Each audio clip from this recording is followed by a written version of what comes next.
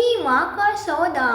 नमस्कार दोस्तों, Sania voice story channel में आपका स्वागत है। तो दोस्तों, आज की कहानी है बूढ़ी माँ का सौदा। अम्मा जी अपने चारपाई पे बैठी बार बार रसोई की तरफ देखे जा रही थी और सोचने लगी इतनी देर हो गई लेकिन बहू ने अभी तक कुछ खाने को नहीं दिया। तभी उन्होंने अपनी बड़ी बहू रचना को आवाज़ लगाया, बहू खाना बन गया हो तो थोड़ा मुझे भी लाकर दे दे। बड़ी जोरों से भूख लगी है, लगता है आज खाने में कुछ खास बनाया है। खाने की इतनी अच्छी खुशबू आ रही है। अम्मा जी आराम भरे लहजे में अपनी बड़ी बहू से कहती है। तभी बहू गुस्से में कहती है, हाँ बन गया है बुढ़िया, लेकिन अभी तुझे नहीं मिलेगा। अभी तक किसी ने नहीं खाया, पहले सबको खाने दे फिर मिलेगा तुझे। हर वक्त जीभ खाने को मांगती रहती है बुढ़िया की। और हाँ, सब तक हम खाना खाकर उठ न जाए, अपने कमरे से बाहर मत निकलना। यह सुनकर अम्मा जी चुप हो जाती है, क्योंकि उन्हें खाना सबके खाने के बाद ही दिया जाता था। और अपने कमरे में चली गई, टूटी सी खाट पर आकर लेट गई और सबके खाने का इंतजार करने लगी।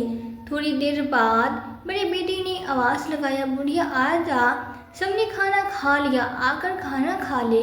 अम्मा जी ने जैसे ही अपने बेटे की आवाज़ सुनी, तुरंत खाने की टेबल की तरफ भागी और अपने लिए खाना परोसने लगी। तभी बहू ने अपनी सास का हाथ पकड़ लिया और बोली, बुढ़िया पहले पूरा टेबल साफ कर दे, फिर खाना, और खाना नीचे बैठकर खाना, तेरे खाने के लिए टेबल नहीं खरीदा है। अम्मा जी डाइनिंग टेबल साफ कर देती है और अपने लिए खाना परोस कर नीचे बैठ जाती है। अम्मा जी की आंखों से आंसू बह जा रहे थे। जैसे तैसे खाना खाकर अपने कमरे में चली गई।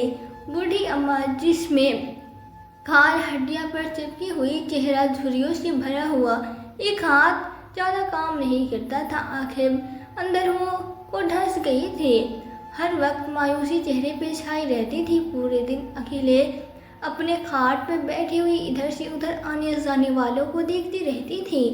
अम्मा जी के 4 बेटे थे, 4 बहुएं थी, पोता पोती सब थे, लेकिन कोई पास बैठकर दो बात करने के लिए तैयार नहीं था। अम्मा जी जब भी किसी से बात करने की कोशिश करती, तभी सब दुत्कार देते और कहते कि इस बुढ़िया से क्या बात करे। सब अम्मा जी से दूर दूर भागते थे, जैसे कि वह कोई अछूत हो। बुढ़ापा भी कितना दुखदाई होता है, अपने ही बुढ़ापे में दूर भागने लगता है। जब अम्मा जी के पति रामनाथ जी जीवित थे, तब किसी बेटी बहू की हिम्मत नहीं होती थी उनके सामने ऊंची आवाज़ में बात कर सके।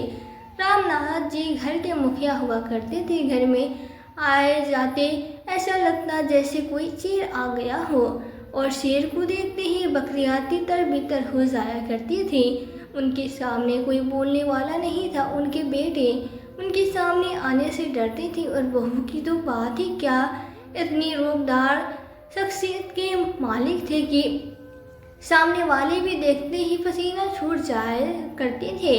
उनके मुंह से 2 अल्फाज भी नहीं निकल पाते थे। उनका फैसला अटल होता था, जैसे पत्थर पे कोई लकीर खींच दी हो। किसी को भी उनके फैसले के खिलाफ जाने की हिम्मत नहीं होती थी।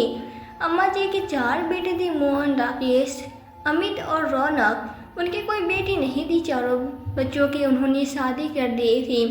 घर में बहुए पोता पोती हुए उनका अब एक बड़ा कुंबा हो चुका था। धीरे धीरे वक्त गुजरा गया और उन्होंने सब काम धंधा अपने बच्चों के हाथ में सौंप दिया, लेकिन ज़मीन और घर अभी भी उन्हीं के नाम पर था। एक दिन वो सड़क पार कर रहे थे कि एक ट्रक ने उन्हें टक्कर मार दी और वहीं पर उनकी मौत हो गई। रामनाथ की मृत्यु के बाद उनके चारों बेटे ने अपनी माँ का घर में रहना दुश्वार कर दिया। धीरे धीरे बच्चों ने रंग दिखाना शुरू कर दिया। उनकी चारों बहुओं का अत्याचार दिन पर दिन बढ़ता जा रहा था। अम्मा जी बस अपने पति को याद करती रहती और सोचती कि इससे अच्छा तो मैं चली जाती। वक्त गुजरता रहा और वक्त के गुजरने के साथ साथ ही अम्मा जी बहुत कमज़ोर होती जा रही थी और उनके बच्चे उन पे हेवी होते जा रहे थे। छोटी बहू ने यह बोलकर उनको करकट के बने स्टोर रूम में डाल दी। अब उसके बच्चों को अलग से कमरे की ज़रूरत है। तीनों बहुओं को 2-2 कमरे मिले हुए हैं, मुझे बस एक कमरा दिया है। और गुस्से में अम्मा जी खाट स्टोर रूम में डाल ली। खाना भी अब उसके खाने के बाद ही उन्होंने दिया जाता था और वो किसी को कुछ नहीं कहती थी, बस बैठी हुई सब कुछ देखते रहती थी। कमजोरी भी हो गई थी लेकिन फितरत तो वही थी, अपनी बेइज्जती बर्दाश्त नहीं कर पाती थी। जब नाखून बड़े हो जाते थे तो बेटों से कहती कि मेरे नाखून को काट दो। एक बेटा दूसरी बेटी पर ताल देता, दूसरा तीसरे को और तीसरा चौथी पे ताल देता। ऐसे कहते कहते बहुत मुश्किल से नाखून काटे जाते थे। अपनी बेबसी पे उन्हें बहुत रोना आता था और अपने वो दिन उन्हें बहुत याद आते थे जब सब उनकी आगे पीछे घूमते थे। बुढ़ापे में उन्हें यह दिन देखने पड़ेंगे, उन्होंने कभी सपने में भी नहीं सोचा था। आज उन्हें बहुत देर से भूख लगी थी तो उन्होंने बहू से कहा तो बहू ने खाना देने से मना कर दिया कि सबके खाना खाने के बाद ही मिलेगा।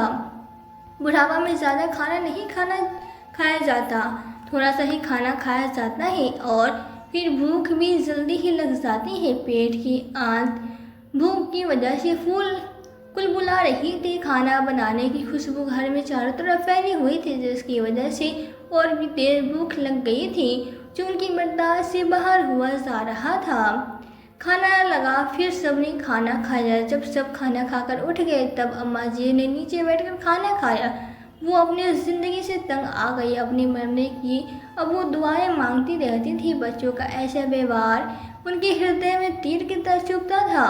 उनका हृदय जल्दी जल्दी हो गया था। एक दिन उनके घर एक आदमी आता है। वे आदमी उनके बड़े बेटे मोहन से कहता है, मेरा नाम रंजन है, मैंने सुना है कि आपके यहाँ एक बहुत अच्छी दुकान है और आप उसे बेचना चाहते हैं। मैं उसे खरीदने के लिए आया हूँ। मैं उससे कपड़ों की दुकान खोलना चाहता हूँ। मैं उसकी मुँह मांगी कीमत दूंगा। मोहन कहता है, हाँ हमारे पास एक दुकान है लेकिन हमें उस दुकान को बेचना नहीं है। आप गलत सुना है कि हम उसको दुकान बेचना चाहते हैं। अरे मैं उसकी मुँह मांगी कीमत दूंगा, रंजन कहने लगता है। मोहन कहता है, आप समझ नहीं रहे हैं कि मैंने क्या कहा, हमें अपनी दुकान नहीं बेचनी है। तभी उसकी नज़र अपनी बूढ़ी विधवा माँ पर पड़ती है। वह कहता है, दुकान तो हमें बेचनी नहीं है लेकिन यह बुढ़िया बेकार है, इसे खरीदोगे? रंजन हैरान हो जाता है। वो मोहन की बूढ़ी माँ को बड़े गौर से देखता है। एक मायूस, उदास और झुर्री से भरे चेहरे पर उसकी नजर पड़ती है। वो 2 पल के लिए सोचता है और कहता है, कितने में बेचोगे? मोहन हैरान हो जाता है।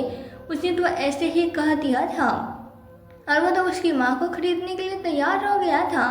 मोहन समझा कि रंजन मजाक कर रहा है। वो रंजन से कहता है कि 30,000 में दूंगा, लोगे? रंजन अपनी जेब से 30,000 निकालकर मोहन के हाथ में रख देता है और कहता है कि मैंने खरीद लिया, आज से तुम्हारी माँ मेरी हुई। मोहन हैरान रह जाता है, कहता है, तुम यही रुको, मैं अभी आता हूँ। यह कहकर मोहन भागा भागा अंदर जाता है और अपने तीनों भाइयों से मशवरा करता है। तीनों भाई भी पैसा देकर लालच में आ जाते हैं और कहते हैं कि ठीक है, वैसे भी क्या हो रहा है इस बुढ़िया का, बस परे परे घर का खर्चा बढ़ाती रहती है, कभी दवाई का खर्चा तो कभी किसी और का। बुढ़िया के साथ साथ खर्च से भी पीछा छूटेगा। बेच देते ही एक रकम तो हाथ लगेगी और इस बुढ़िया से पीछा भी छूट जाएगा। मोहन और उसके तीनों भाई बाहर आते हैं और कहते, ठीक है, हमें सौदा मंजूर है, तुम बुढ़िया को ले जा सकते हो। अम्मा जी यह सारी बातें सुन रह जाती हैं। अपने बेटों की बातें सुनकर उन्हें बहुत दुख हो रहा है। उनके दिल पर छुरियां चल रही थी। उन्हें अपने कानों पर विश्वास ही नहीं हो रहा था कि उनके बच्चे उन्हें बेच भी सकते हैं। वो सोचती थी कि मेरे बेटे बेवकूफ़ है, लेकिन यह नहीं सोचा था कि मुझे पैसों के लालच में बेच भी सकते हैं। उन्होंने अपने बेटे को कुछ कहना सुनना मुनासिब न समझा और रंजन की ओर देखती रही। और पता नहीं उन्हें क्या होता है कि वो रंजन के साथ जाने के लिए तैयार हो जाती है। अम्मा जी अंदर जाती हैं और अपनी एक पोटली लेकर आती है और रंजन के साथ साथ चल देती है। वो सोचती है कि अपने बच्चों के साथ इतनी जिल्लत से रहने से तो बेहतर है कि इसके साथ ही चले जाऊं। क्या पता वहाँ जाकर ही मुझे मौत आ जाए। अब तक तो बेटे बहू सिर्फ उन पर अत्याचार करते थे और आज नौबत ये आ गई कि पैसों के लालच में अपनी ही जन्म देने वाली माँ को बेच डाला। इससे बड़ी जिल्लत और क्या हो सकती थी। रंजन एक माँ के लिए उन्हें लेकर देता है और अपने गांव अपने घर लेकर जाता है। रंजन को देखकर उसकी 5 साल की बेटी गुड़िया आती है और बोलती है, पापा ये आपके साथ कौन है? बेटे ये आपकी दादी है और इसे ज़्यादा परेशान मत करना। रंजन अम्मा को एक कमरे में ले जाता है और कहता है, अम्मा जी यह आज से आपका कमरा है। रंजन अपनी बीवी को बुलाता है और कहता है कि देखो यह मेरी माँ है और यह आज से हमारे साथ ही रहेगी और इनको किसी भी चीज़ की परेशानी नहीं होनी चाहिए। रंजन अपनी बीवी रोहिणी से कहता है, रोहिणी संस्कारी महिला थी, कहने लगती, जी ठीक है, जैसा आपने कहा वैसा ही होगा। रंजन बोलता है, अम्मा जी आप हाथ मुँह धो लीजिए, मैं आपके लिए खाना लेकर आता हूँ। रंजन अम्मा जी के लिए खाना लेकर आता है और अम्मा जी को खाना खिलाकर सुला देता है। अगली सुबह जब अम्मा जी जागती है तो उन्हें बहुत अच्छा महसूस होता है, जैसे उनमें नई जान आ गई हो। रंजन अम्मा जी को नाश्ता कराने के बाद रंजन अम्मा जी को 2 नई कॉटन की साड़ियाँ देता है और बोलता है, अम्मा जी अब आपको फटी हुई साड़ी पहनने की ज़रूरत नहीं है। और देखता है कि अम्मा जी का चश्मा भी टूटा हुआ है। वो अपनी पत्नी रोहिणी को बुलाता है और बोलता है, कल अम्मा जी के साथ जाकर नया चश्मा बनवा लाना। रंजन अपने हाथों से अम्मा जी के पैरों की मालिश करता है। पैरों की मालिश करते समय रंजन को अम्मा जी बहुत हैरानी से देखती है।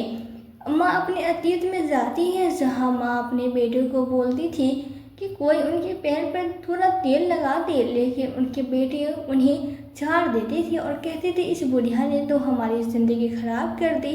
पूरे दिन कुछ न कुछ बोलती रहती है, जैसे हम तो बस इसके लिए खाली बैठे हैं। अम्मा जी बेटों की बात सुनकर चुप हो जाती है। यह सब करते हुए उनकी आंखों से आंसू आ जाते हैं और प्यार भरी नज़रों से रंजन को देखते हैं रहती है। रंजन की पत्नी रोहिणी अम्मा जी को अपने हाथों से नहलाती और उनकी पोटली से कपड़े निकालती है तो अम्मा जी की पोटली से कुछ कागजात नीचे गिर जाती हैं। रोहिणी उन्हें फिर से पोटली में रख देती है और अम्मा जी को कपड़े पहनाती है। रंजन उनके नाखून काटता है। अम्मा रंजन को यह सब करते हुए देखते रहती है, बस प्यार और हर माँ भरी नज़रों से देखते रहती है। रंजन के गांव में मेला लगा होता है। रंजन अम्मा को शाम के वक्त मेले में लेकर जाता है और उनके पसंद की बहुत सी चीज़ दिलवाता है और कहता है, अम्मा यह मेरा तुम्हारा है, तुम जिस चीज़ पे हाथ रखोगे वो तुम्हारे है। अम्मा रंजन को हैरान होकर देखे जाती है और कहती है, बेटा मैं अब इस उम्र में भला क्या लूँ, जो तुम्हें चाहिए था वो ले लिया। रंजन कहता है, अम्मा आपने कुछ भी तो नहीं लिया, बस एक जोड़ी कंगन लिए हैं। रंजन और अम्मा कुछ देर मेले में घूमने के बाद फिर चाट खाता है और अम्मा का मन हिंडोल में बैठने का था, लेकिन श्रम के कारण बोल नहीं पाई। लेकिन रंजन उनके मन की बात जान चुका था, जिस तरह वे हिंडोल को देखे जा रही थी। रंजन अम्मा को हिंडोल में झुलाया। अम्मा बहुत हंसी और हंसते हंसते रोने लगी। हिंडोल में झूलने के बाद अम्मा और रंजन घर आ जाते हैं। घर आकर अम्मा जी रोहिणी को वो कंगन अपने हाथों से पहनाती है और बोलती, बहू ये मैंने तुम्हारे लिए खरीदी है। रंजन की पत्नी अम्मा जी के गले लग जाती है और थोड़ी देर बाद रंजन और अम्मा को खाने के लिए पूछती है तो अम्मा मना कर देती है कि बेटा मेरा अब तो पेट भरा हुआ है, मैं खाना नहीं खाऊंगी। रंजन बोलता है, अम्मा जी अगर रात को भूख लगे तो खाना खा लेना, और खाने की थाली अम्मा जी के कमरे में लाकर रख देती है और कहती है, अम्मा जी यह रहा आपका खाना, रात में भूख लगी हो तो खा लेना। अम्मा बोलती है, ठीक है बेटा तुम रख दो, भूख लगी तो मैं खा लूँगी। अम्मा जी को यह सब एक सपना की तरह लग रहा था। अम्मा जी सोचने लगती है कि अपने घर में मेरी क्या औकात थी और यहाँ इतनी इज्जत, मैं हर पल मौत की दुआएं मांगती थी, लेकिन ज़िंदगी में कभी ऐसा मोड़ भी आएगा यह मैंने सपने में भी नहीं सोचा था। अब मैं और जीना चाहती हूँ। इस परिवार ने जो मुझे इज्जत दी है मैं इनका हमेशा आभारी रहूँगी। तभी रंजन वहाँ आता है और कहता है, अम्मा जी आपने खाना नहीं खाया, अम्मा खा लीजिए कमज़ोर हो जाएंगे। तो अम्मा कहती है, बेटा तुम इतनी फिक्र क्यों करते हो, मुझे भूख नहीं है, नहीं तो मैं खा लेती। रंजन अम्मा के हाथ पकड़ कर अम्मा के बिस्तर पे ही बैठ जाता है और अम्मा के हाथ पकड़ रहता है और कहता है, अम्मा आप हमेशा खुश रहे, बस तुम मैं भी खुश रहूँगा। अम्मा बेटा तुम्हारे होते हुए मुझे क्या हो सकता है। लेकिन बेटा एक बात तुमसे पूछूं, जवाब दो कि रंजन। पूछो अम्मा। बेटा सब मेरे बच्चों ने मेरी कीमत लगा रहे थे और मुझे बेचने की बात बोली तो तुम मुझे लेने के लिए क्यों तैयार हुए और मुझे अपने साथ लाकर अपने घर में रखकर इतना प्यार क्यों दे रही हो। आज के समय में इसकी तो उम्मीद भी नहीं की जा सकती है जो तुम कर रहे हो। बेटा मुझे यह सब सपना जैसा लग रहा है लेकिन यह तो हकीकत है। हाँ अम्मा यह हकीकत ही है। अम्मा तुम नहीं जानती मैंने ज़िंदगी में अपनी माँ को खोकर कितना कुछ खोया है। जब तक माँ मेरे पास थी मुझे उनकी कदर ना हुई। आज जब पास नहीं है तो रह रहकर उनका ख्याल आता है। जब आपके बेटे ने आपकी कीमत लगाई तो उसमें मैंने खुद को पाया और आप में अपनी माँ को। मेरी माँ बहुत इज्जतदार औरत, लेकिन मैंने अपनी माँ को कभी इज्जत नहीं दी। हर पल उन्हें कोसता रहता था, हर पल उन्हें ताना मारता, हर पल उन्हें जलील करता और कभी कभी हाथ भी उठा देता था। अम्मा सब बातें सुनती रहती। रंजन रोते रोते बोलता जाता। फिर रंजन कहता है अम्मा मेरी ही लापरवाही से मैंने अपनी माँ को खो दिया। एक रात अम्मा को खांसी इतनी ज़्यादा थी कि मुझे सोने में परेशानी हो रही थी। मुझे गुस्सा आ रहा था। मैंने गुस्से में कई नींद की गोली एक साथ दे दी ताकि अच्छे से सो जाए तो, लेकिन मैं यह नहीं जानता था कि मेरी माँ ऐसे सोएगी कि कभी उठ ही नहीं पाएगी। मेरे हाथों मेरी माँ की हत्या हो गई।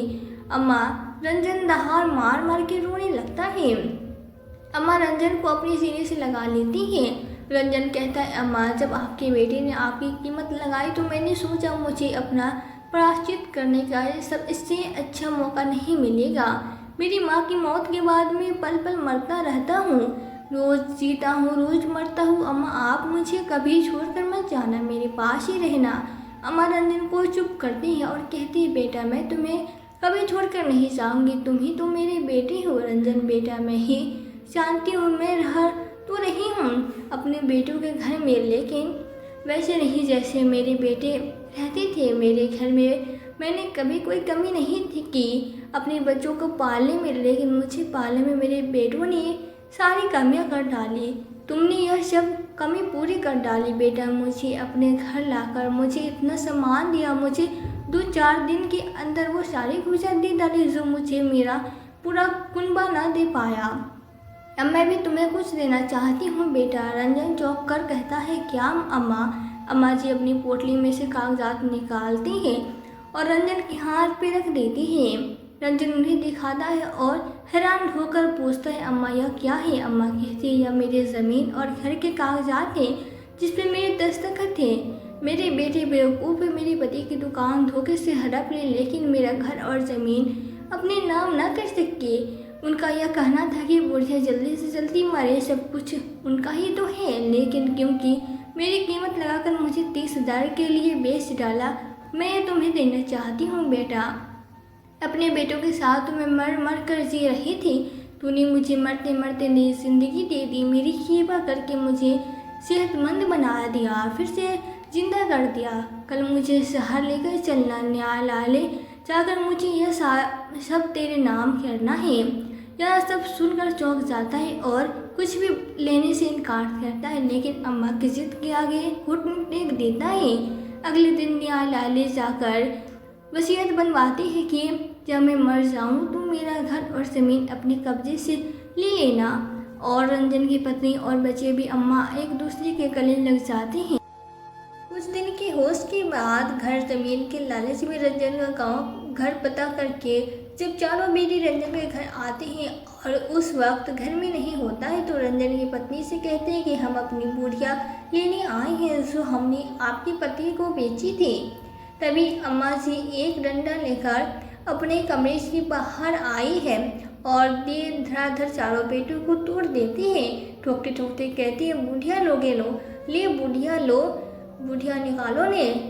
अरे तुम जैसे बेटों को जन्म देने से अच्छा तुम्हें वंशी रह जाती। आज के बाद अपनी शक्ल मत दिखाना। और बेटों की अच्छी तरह से कुटाई कर देती है। माँ ओ माँ करते करते चारों बेटे 9-11 हो जाते हैं। तब रंजन घर आता है, अम्मा उसे सब बात बताती है तो रंजन हंसते हंसते लोटपोट हो जाता है और अम्मा से लिपट जाता है और ऐसे ही हंसते हंसते अम्मा की सेवा करते करते कई साल बीत जाते हैं।